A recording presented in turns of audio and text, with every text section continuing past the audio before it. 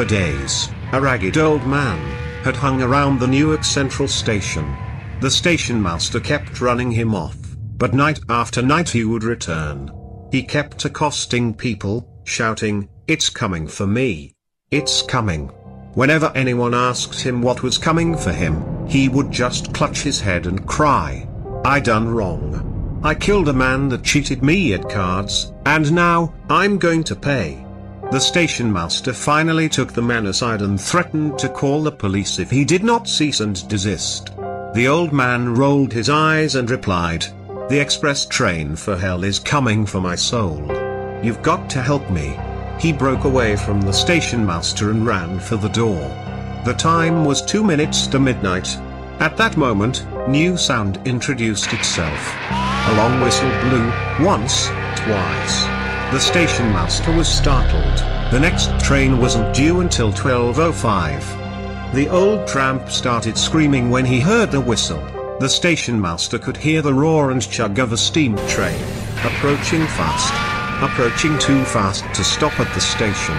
The old man was standing at the edge of the platform, staring down the tracks in frozen terror. The station master ran forward and grabbed hold of the old tramp to pull him out of harm's way.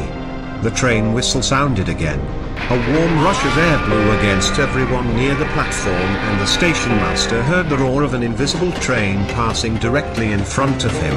He heard the hiss of the steam and the screech of flanges against iron rails. He felt the wind whipping our hair and faces, but he saw nothing. Beneath his grip, the old tramp gave a terrible wail. Then he vanished, leaving the station master empty-handed. The roar of the invisible train faded into the distance and then ceased. The station master glanced at the station clock. It was midnight. The station master stared blankly at the tracks. Around him, the waiting passengers and other bystanders were gasping and murmuring in fright. Good Lord, he was right, the station master murmured to himself. It did come for him.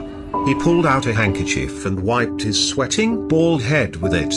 A trembling man standing nearby approached the station master. "Sir, what was that?" he asked. "Son, I believe that was the express train to hell," said the station master. He shook his head and that seemed to bring him to his senses. "Why don't you go back into the station and pour yourself a drink?" he suggested to the trembling man. He pushed the man through the station door and then turned to address the dazed and frightened passengers. "Nothing to worry about, folks," he said. "It was just an express train passing through. The next train will be here in 5 minutes." The station master's reassuring manner calmed everyone. People turned away from the empty tracks and settled back into their seats, whispering to each other about the strange events that had just taken place. Then the station master went into his office, closed the door, and poured himself a stiff drink to calm his nerves. "Well, that's one for the books," he muttered out loud. "I wonder if I should put it on the schedule. 12 a.m. express train to hell." Shaking his head, he fortified himself with one more brandy and then went back to work.